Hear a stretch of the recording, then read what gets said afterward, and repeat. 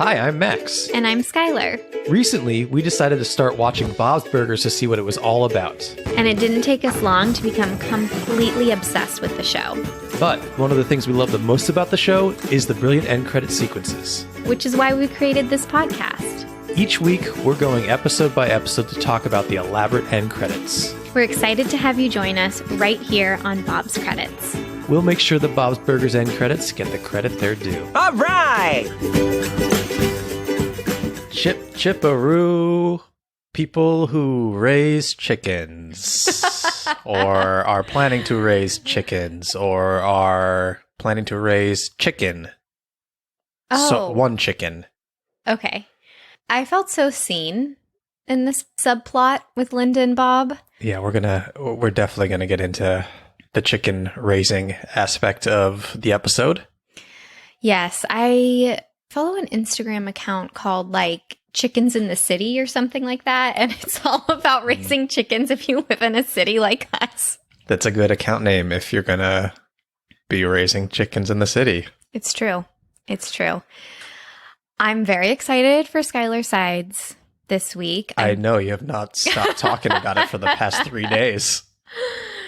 So sue me. Yeah, we're watching TV in the evening. I'm really excited for Skylar's Sides this week. I know, which I shouldn't do because I'm raising everybody's expectations. You got it? Everybody's mine. Yours. No one else is hearing this build up. It's so good that I think it will bloom into us taking a trip because of this Skylar Sides. How about that? To get chickens to raise? No. All right, let's move. Let's fast forward. Let's forward. Let's dive into this. Just real quick, we've got a little bit of business. We've got a lovely new patron to thank, and we have to burger pun their name. Thank you so much for joining us over on Patreon, Laura Gao. Moving forward, you will be known as the Wild Bora Bow Burger. Oh my gosh, that sounds delicious. Yeah. Let me tell you, if you're going wild boar, there's a Wild Boar Sloppy Joe in Seattle at a place that I love, and it is the most delicious thing ever. So it's an Anthony Bourdain pick, and we went to visit Max's friends. Well, I guess they're my friends too, but Max would not shut up about having. Yeah, that was my Skylar Sides of the trip. Yes, he would not shut up about needing to go get this. And by the time we got to the restaurant, I was just I feel like everyone's going to be disappointed because this is the only thing Max wanted to do on this trip. But it lived up to it. I was in heaven. So that's all that I care about. But thank you so much, Laura. We are so excited you've joined us on Patreon. We hope you're enjoying all of those bonus episodes and our Discord.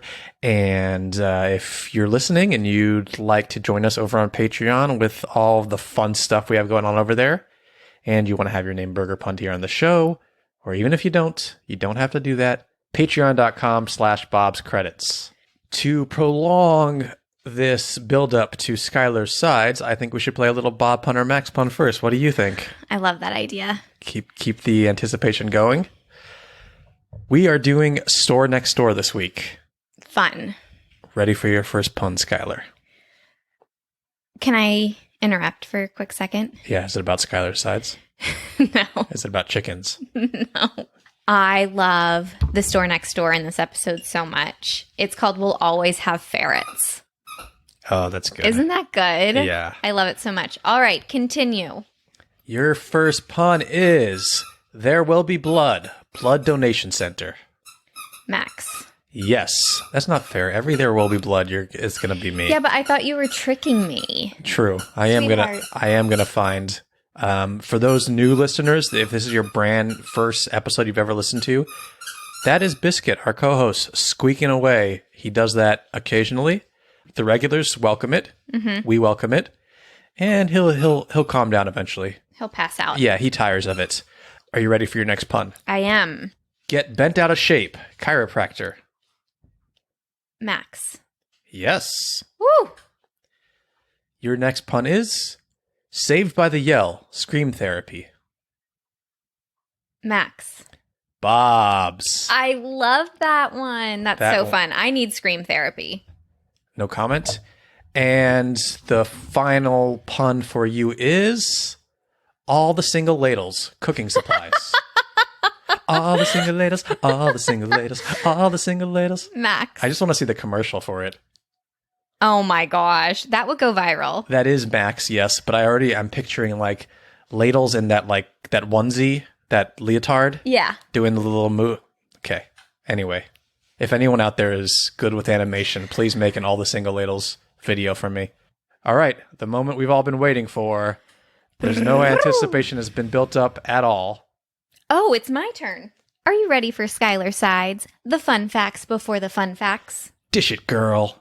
A few weeks ago, I introduced us to a man who inspired some of Bob Belcher's chefiness, inspired some of his character. Today, would you like to know what establishment inspired Bob's Burgers?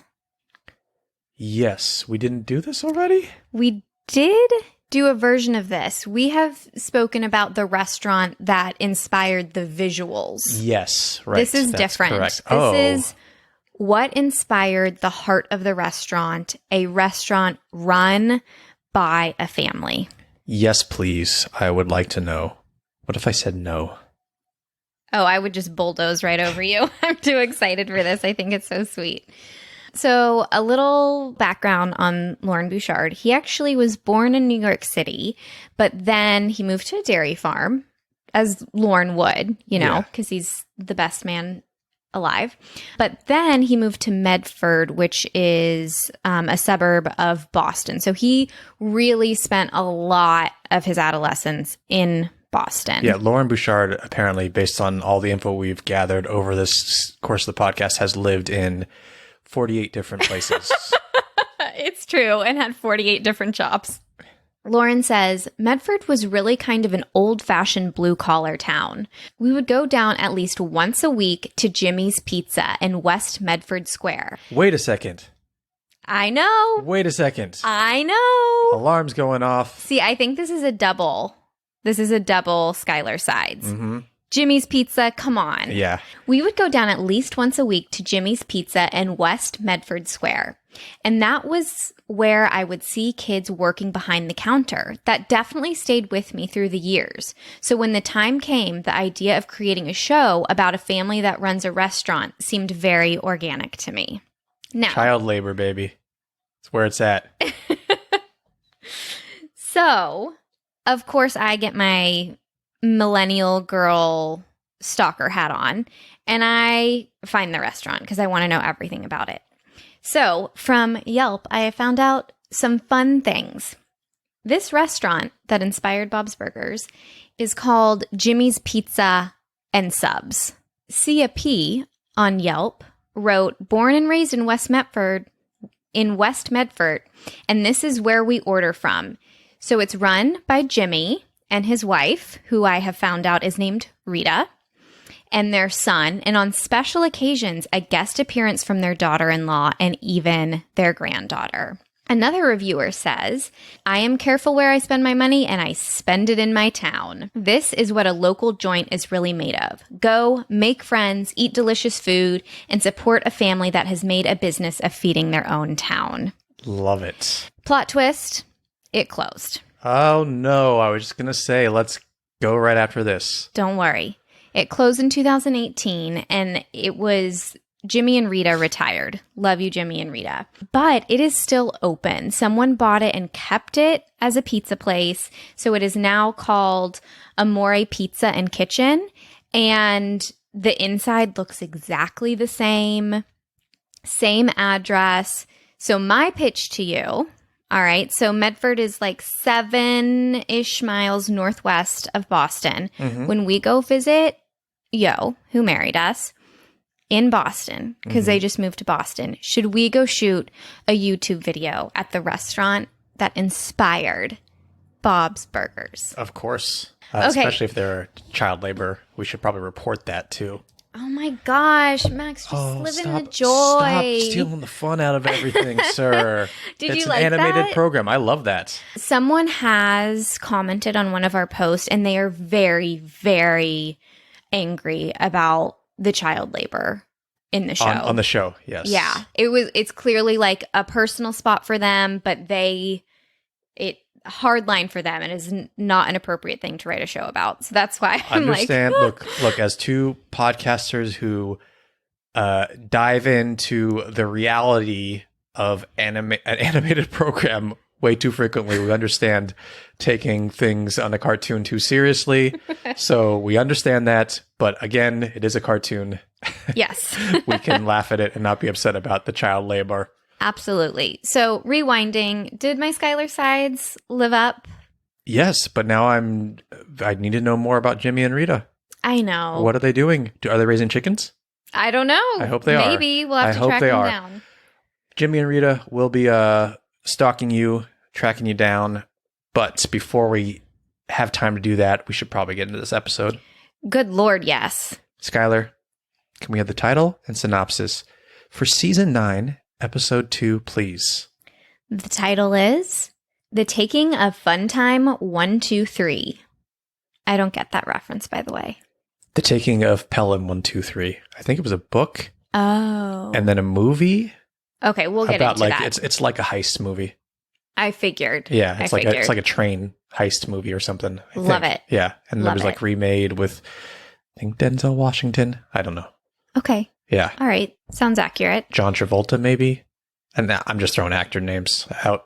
All right, I'm going to read this now. Snow Yeah! Mr. Fishoder recruits the Wagstaff gang to pull off a heist at Family Fun Time. He needs to prove kids can actually win the very expensive prize dune buggy. But plot twist, Louise figures out Mr. Fishoder is trying to pull one over on them and uses the Fun Time heist as a decoy while she goes off to win the Wheelie Mammoth at the Wonder Wharf. Meanwhile, Teddy forces a chicken on Bob and Linda. This episode came out on October 7th, 2018. It was written by Justin Hook, who is this is his first episode writing. Oh. He's a former script coordinator and Love it. And a writer from the Bob's Burgers comics. This is the second time they've used a writer from the comics. I absolutely love that. And if they are hiring script coordinators to write scripts, it means that they hire within. And I love that. No surprise there. And it was directed by Chris Song. All right. We are coming off a very, very strong season premiere. Tina-centric. Tell me your thoughts. I had so much fun with this episode. And as I was walking Biscuit this morning, I was thinking about what makes a strong entry into a new season. And we had this amazing Tina-centric episode that was very romantic and boy crazy. And now we've taken a sharp right turn and we have a very Louise-centric episode with scheming and plotting. And I think it's something that is a favorite of the fans. And I enjoyed the plotting of this episode a lot. I loved the twists and turns, and I particularly loved getting to see Zeke and Jimmy Jr. and oh my gosh, the Andy and Ollie. Oh, I miss them so much. Yeah, in the current season, it's a great gang, like a cast of characters. But it's a great Ocean's 11 type gang. Absolutely, to have in a group with all of their strengths to kind of win these games. It was smart writing. I love when Louise goes head to head with Fishoder because she is, we all know, wise beyond her years, and Mr. Fishoder is the complete opposite. Yes. Wise below his years. In a different world. Yes. He is skirted through life as a wealthy white man, and he is not very bright overall. Really? Yeah. I think Mr. Fishoder is very bright. Do you think so? I do. Okay. I just think he lives in a world with different rules, and it's just, yeah, a different world for sure. And in his world, a smart, scrappy 9-year-old can't pull one over on him. And Louise certainly taught him wrong. Well, Louise can pull one over on all of us, let's be honest. Yes, that would just be a dream for Louise to pull one over on Oh, yeah. me. If I got the rug, is that the saying? The rug pulled out from underneath me? Yeah. I'm thinking about a store next door now. Okay. I get it. Write it down. By the way, one of my biggest fears in life, that's hyperbole, is to babysit Louise. Couldn't handle her. Yeah, we, on one of our Patreon episodes, I think it was our freestyle one where we were like just throwing questions at the two of at each other. We said like, which Belcher would you babysit? Like to babysit? And both of us left Louise off, I think. Yeah. And one of our patrons said, I would love to babysit Louise. It would be so exciting. But as the babysitter, I don't want to have to deal with that. I want to go sit on a couch and the kids are in bed. That's my idea of babysitting. Yeah. And I said, I want to, I would be there and I would paint Jean and Tina's nails while we gossip about boys at school. I mean, all of the children ended up with black eyes the first time we have a babysitting episode. I can't do that. I can't go to the hospital. I cannot have that on my conscience. No, we're going over to the Belchers. Louise will be staying at someone else's house, unfortunately. Maybe she's at the aquarium that night trying not to poop. And yeah, we're going to put Jean, we'll paint their nails, but we're going to put them to bed at 5:30 p.m. and watch movies the rest of the night. I'm hanging with the kids. Oh, okay. You're boring. I'll put the three of you to bed and I will watch movies for the rest of the night. Okay, we'll be making forts. But we digress. We've sidetracked. I love the nostalgia of an arcade like this. I want to play every single game. Most importantly, I want to play the pinball machine I saw in the background, the Manchester by the Sea pinball machine. How depressing is that pinball machine, do you think? Well, first of all, that was the most brilliant spot by you. And I don't know if the writers wrote it in as an inside joke for them, because how hysterical is it in this family-friendly environment to have the most depressing movie mentioned about child loss? It's drinking, hysterical. Alcoholism, yeah. It is the placement of that is so funny to me. Yeah, I think it's a commentary. It's a great commentary on movies used to have pinball machines. When arcades were huge, every big movie would get a pinball machine, kind of the way that in Vegas now every big movie and TV show has a slot machine. Yes. That's kind of what the scenario was. So it's just funny. But of course, it wasn't there was no Schindler's List pinball machine. Yes, exactly. These writers are so funny. We don't deserve them. Yeah. They're so good. There's no reason that that joke has to be in there or that even has to be in the background. They didn't point to it at all. That is a screenshot of that, by the way, is up in our carousel on Instagram right now if you want to go look at it. I do want to play it. I'm curious what happens when you hit the bumper. What does a house go up in flames? What happens? Yeah. Are you diagnosed with alcoholism? Does Casey Affleck cry at the police station? I don't know. I love it. Thank you for spotting that out. That was a true highlight. Michelle Williams act her face off? Probably. She typically does. All right. I do want to know your overall thoughts about the episode. Did you enjoy it? Yeah. I had so much fun, and I know we've teased the B story, but I love the B story as well. Hit the B story over the head with a hammer again and again and again, and we're only 20 minutes into this episode? Yes. Okay. But it's just a great combo. Like I said, we say this all the time. You can mix and match the family and the characters, and you have completely different scenarios, and to have the kids off doing one thing, and that's so kids world versus what the parents are doing with Teddy. It's just a great compliment. I love the two stories. Yeah, it really is the perfect match of if you watch this with your kids, one storyline is so for them. And then as an adult, this having a chicken dropped off at your house would be a huge plot point in your life, even though it feels like such a small story. I love B stories where I really relate to Linda and Bob as an adult. Yeah, I do too. If someone brought a chicken coop with a single chicken over to us today, what would we do? I mean, it's a dream of mine to have fresh eggs, so I would keep it. I'm a little scared of chickens, I think.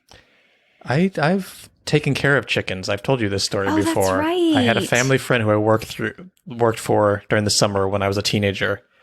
And one of the things I had to do for them, they had a whole like chicken coop and area. And I had to go in there and like make sure they were fed and collect eggs and stuff like that. And some of them are very aggressive and terrifying.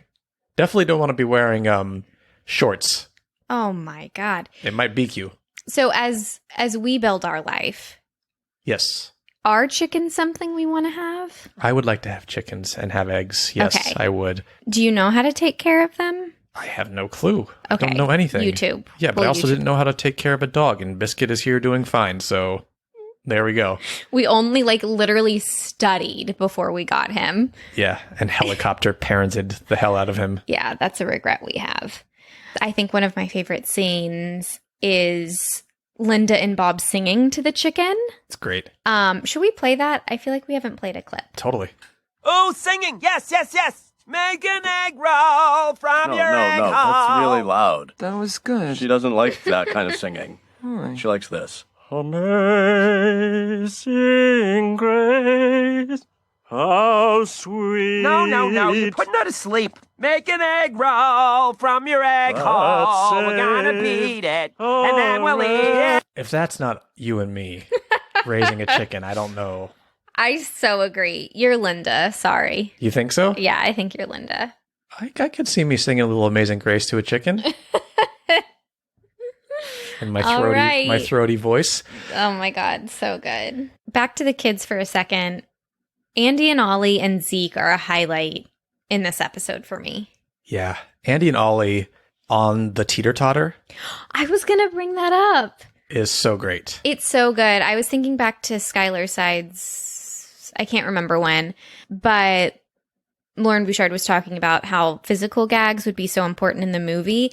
And there are a lot of really, really smart physical comedy and physical gags here. And the teeter-totter scene, visually fantastic. And I also love when they're running through what game each kid is going to take on and why. And Zeke thinks Mr. Fisher calls him the hot one. Yeah. But then he calls Jimmy Jr. the hot one. And Zeke's just like pops in real quick and is like, aw. Oh. It's Zeke, great. You're the hot one. Don't worry. Zeke, don't worry. You're going to win Tina in the long. You're going to get a girl. You're going to get a girl. Yeah. Let's talk about Wheelie Mammoth. This is a big character intro for an inanimate object. What is it? Toddland is now selling a Wheelie Mammoth plush. Yeah, if you haven't seen it, actually, we'll include that in our carousel link, but I don't think you can get them. I think it's like they sold out so quickly. Hopefully they'll have more. I'm sure there's like a restock situation. The Wheelie Mammoth plushes are amazing. Love this character intro. First of all, I love Louise's win. I love the gang standing around it being like, we got the second best thing. And then the end of the episode is so lovely with the chicken hatching an egg in the big Wheelie Mammoth. They can't see the TV. That thing is as big as their apartment. Yeah. Yeah. I love the commentary on the like oversized, ridiculous carnival toys that are like generic. And if you win one, you have to carry it around the rest of the day. And how are you even going to get it home? And this is one of Max's biggest quandaries about life. If we're around carnivals or something, he can't not say, but you have to carry it around the whole day. Yeah, it's the hardest thing to win. Yeah. But I'm like, what if you won that? Would you be excited then have to carry it around? I do have a story about winning a giant toy. Did I ever tell you this? I don't know. Please tell me. I was in Vegas with my mom as a kid. Okay. This was in the 90s, so there wasn't much for kids except for certain hotels. And we were at the Excalibur Hotel, which was themed like Excalibur. It's like medieval hotel. Oh, cool. It's very sad and depressing now if you go there. I think Max like walked me yeah. around there, and it's the most depressing thing I've ever seen. It's very aged. But back then it was the coolest thing. And there was a whole like arcade and carnival game area for kids. Amazing. And it was our last day there. We were kind of just like hanging out until it was time to go to the airport and catch our flight. And my mom wanted to relax. She gave me some money to go play some carnivals. She could just go play a few. And I go and I play a little like quarter on the dish game. Oh my gosh. Which you're never supposed to win. What is a quarter on the dish You game? throw a quarter and it's supposed to land on the dish and then you win the toy. But it's like, like it bounces so like, it's so hard. And I won this giant dragon that was bigger than me. You are kidding me. And I come running to my mom, and she's like, what the hell happened here? This was not supposed to happen. We had to figure out how to get it home. We had to put it in luggage. We had to check it. You checked the dragon? And how long did you keep it? I was in my room for a while. It was just this giant piece of crap dragon that I won. That's so cool. I love that. Let's go back to this episode and finish up before we get into the end credits. Okay. Some fun facts for you. Okay. Let's talk voice actors. We get Trip, who is the guy that runs like the store at what's it called? Family Funtime.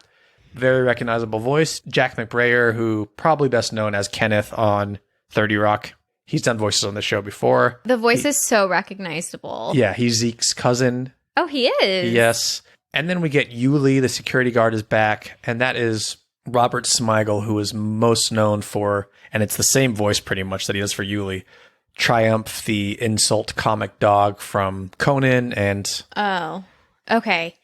By the way, Max is making me watch Conan clips on YouTube, and they feel so dated and boring, and they're so annoying to me. They are the Las Vegas arcade of YouTube. Yeah. Yes. Okay, but this security guard, Yuli, we see him in Burger Wars, the arcade episode. Burger Boss. So he's now been on this show for years and years and years. I love that. Yeah, I think this might be the first time we get his name. He's always been like security guard before, but I think this is when we first get his name. This episode had its table read 2 years before it eventually aired. Oh, weird. It was supposed to air during season 8, but was bumped for some reason. So typically, freaking football. I think there's about like a year-ish in advance, like the scripts come out and stuff like that. By the time they're ready, it's the next year. But I guess this one was bumped for some reason. Probably because season 8 was so jam-packed with good stuff. It was. And then, yeah, there's lots of weird TV stuff that happens. And this is one of my favorite fun facts, thanks to the sleuthing fans over at Fandom. Ever? This is one of your favorite ever? No. Okay. For this episode. Got it. In the background, when Louise is being put on the bulletin board of banishment. Yes. There are a bunch of other kids. It's very blurry. Okay. But there's a screen grab of it on our carousel right now, so you can decide if this is accurate. I think it is. One of the kids is Logan. Louise's bully. Of course. Yeah, of course he would be on the bulletin of banishment. Another one is Choo Choo, all the way back from Spaghetti Western and Meatballs, who is Gene's bully. Oh. Now I'll put pictures of those characters and the pictures of the bulletin board on, and you can decide if that's them. I freaking love it. But other than that, anything else you want to say about the episode before we get into the end credits? The only thing I want to say is I think they've nailed Family Fun Time. Like the carpet, and it looks a little aged, and as a kid it would be the most exciting thing, and then as a parent it would be like the most depressing place to hang out in with your kids. So I feel like they nailed that aesthetic really well. Yeah, it's perfect. Let's watch the last moment and then get into the end credits. Yes, please. The last moment is the family is sitting in the living room. They're all on the couch. It's actually a very cute shot, and I'm going to screenshot this just for our carousel because I love them all sitting in a row like that on the couch. Wait, I was going to say that too. It's the family feels. It's great with Linda holding her glass of wine. It's just perfect. But they're not watching TV. They are watching, as we said, the giant Wheelie Mammoth with a chicken on its belly. I mean, better than reruns. Louise, it's huge. Where are we going to put it? Right there. Well, we can't see the TV. This is what we watch now. We watch Mammoth and Chicken. Yeah, okay. So are we going to eat that mammoth jamma or what? I mean the egg, not the chicken. Or the mammoth. I know mammoth jamma sounded like a fun way to say mammoth, but I didn't mean it that way. But I am hungry. All right. Who wants to split a 1 egg omelet 5 ways? I do. Skylar, tell us what's happening as we go into these end credits. We are in the classic kitchen end credit situation, but there's something very different. Bob is cooking, but he can't be cooking a burger because the burger is already placed in the window. What else do we see? Bob is alone. There is no Louise or Tina helping him prep. We hear this little song, Wheelie Mammoth. Love. And as we hear that, in the service window, in the restaurant, is the Wheelie Mammoth. All the kids who took part in the heist are riding the Wheelie Mammoth through the restaurant. This is something that I could see you doing as a kid. Riding a Wheelie Mammoth through a restaurant? I know it's very specific, but yes. Okay, I would do that as an adult. Same. If I could. Now, I know Toddland has those Wheelie Mammoths, but if they get one that is this... Actual size. The actual size, I will ride it through a restaurant. Okay. You have my word. We'll even take it to Jimmy's Pizza and do it. We're going to check it to Boston. I've done it. I made my mom do it once before.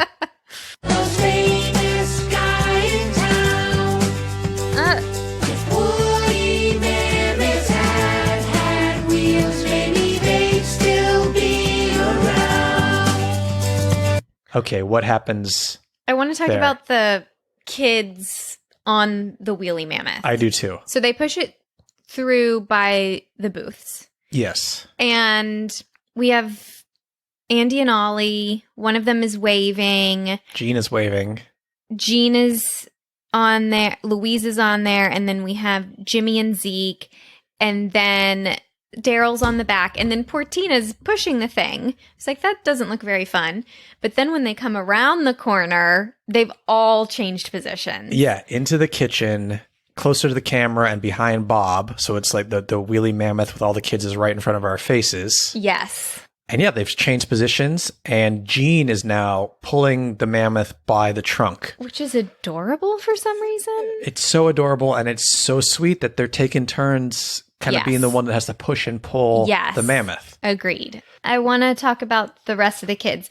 Louise is then, she's like laying all across the top of the mammoth, which is amazing. Oh yeah, It's with her so head in cute. her hands like she's sitting on a bed.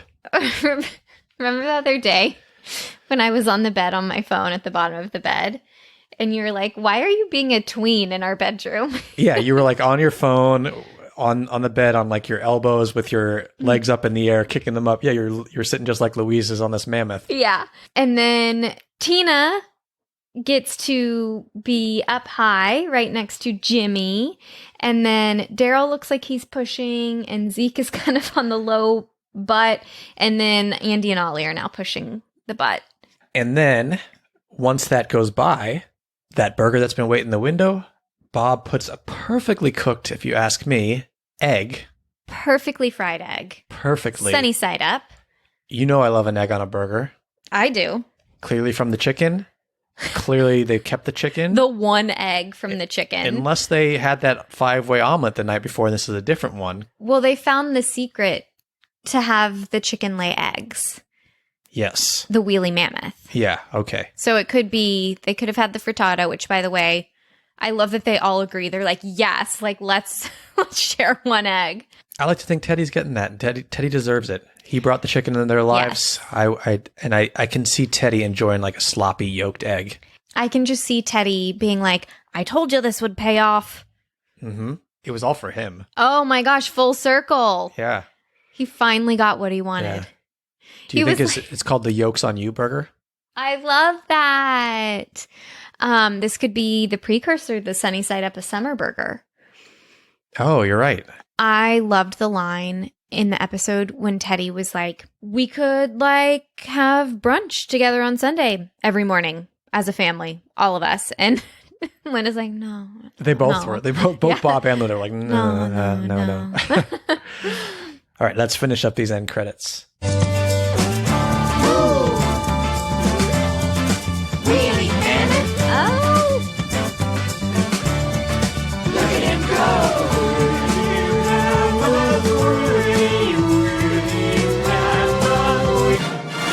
Okay, so what happens as these end credits wind down? We get another appearance. Of the Wheelie Mammoth with the kids. They're just coming back the opposite way, really close to the camera. Andy and Ollie are sitting on the tusks, which is amazing, dangling their legs, adorable. But the reveal is that the chicken, I'm very surprised they did not name that chicken, is sitting on the cushy head, probably laying another egg for Teddy. And then we have Louise is kind of on the forehead as the queen she is. And then we have Tina, Jean, and Daryl all kind of holding each other's waist. And Jimmy seems to be riding it, and Zeke's the only one pushing it. Yeah. And as they push it, this time it's far enough over that it pushes Bob out of the Bob's way. like- Bob gets pushed off Has screen. to run off screen. And Linda comes back into the window, is like, Where "Where'd is everybody? go?" She like peeks through the window, looks left and right. It's really cute. Yeah. Do you have the lyrics for us? I do. Wheelie Mammoth, the most famous guy in town. If woolly mammoths had had wheels, maybe they'd still be around. Oh, Wheelie Mammoth, look at him go. Wheelie Mammoth woolly, Wheelie Mammoth wheelie. I love it. I did not hear the if they had wheels, maybe they'd still be around. I didn't catch that. Great line. Always smarter than you think it's going to be. I love these end credits. What about you? Should we score them? Yeah. We score on a scale of 1 to 10 H's at the end of Tina's I'm going to tell you the things that take it another level to me. The song and the lyrics, Agreed. the surprise egg, Agreed. the way Louise rides the woolly mammoth. She's really proud of her accomplishment, and she's very attached to this, and she's going to put up one hell of a fight to keep this thing. But this is a moment where the kids get to be kids, and she is so proud of this thing, and she is riding it like the queen she is. Yeah. And another thing that kicks it up for me is the kids switching positions each time there's an appearance. Adorable. There's no reason for them to do that. It could just be the same thing going through. So like to have them in different positions, taking turns, pushing it is amazing. Such a sweet moment of kids actually getting together, getting along while they're playing, which I love. All different age ranges. I love it. We get all these characters from the episode, all the Wagstaff gang. I love that. This is also the prize they all like came together to win. Over an adult. Yeah. Yeah. So it's very special to see them doing that. And, Yeah. you know, the fact that it knocks Bob out of the way at the very end, that's not necessary either, but it's a funny little moment and sums up the show. Bob's just trying to cook. And the trying to antics make a around him, living. yeah, the antics around him are preventing him from doing so. And he always never gets too angry, which I love. Also, I was very worried about them winning the dune buggy because I don't think they would have shared very well. So seeing them share this in a really lovely way. Also, how annoyed would Bob be if they moved it? They have to get it down the stairs. They're pushing it out the sidewalk and they bring it into the restaurant. I still don't know how they get it in anywhere. Hysterical. Yeah. Oh, I really like these. What's the score? Are you ready for mine? Yeah. I'm going to give them a 9. Okay. I'm going to give him a 9.5. I want to do 9.5 then. Come to 9.5. The water's Okay. fine. I love it. Yeah. I just, love seeing all the kids who were so phenomenal in this episode get to be in the end credits. I think the Wheelie Mammoth is iconic. Even It though is. it's in more than one episode, it clearly was on people's mind after this episode. Yes. So much so that they wrote it into another episode. I love the Wheelie Mammoth song. I love that it could just be the Wheelie Mammoth, but they chose to do the B story in there. I feel like it's rare that we get both the A story and the B story in the end credits. And this is perfectly done. I Yeah. love just like a little nod. yeah. Like if you're distracted after an episode and you're on your phone, you're not going to catch the egg. And mwah, mwah. It's just great stuff. Those are the end credits to the Taking of Funtime 1, 2, 3. Thank you everyone for listening. Make sure you're following us. I don't know why I said Oh that my so God, you excited. started talking so fast. Thank you everyone for listening. I wanted this is like the disclaimer at the end of like Pharmaceutical medicine. ads. Yeah. Make sure you're following us on social media everywhere, especially YouTube because things are happening.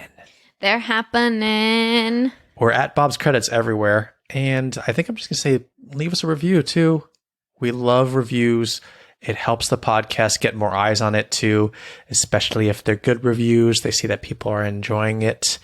And if you've enjoyed it for a while now and you've been meaning to leave a review, this is your cue to do so. It's a sign from the universe. It is. What else do you want to say before we get out of here, Skylar? I'm going to say stay wheelie saucy.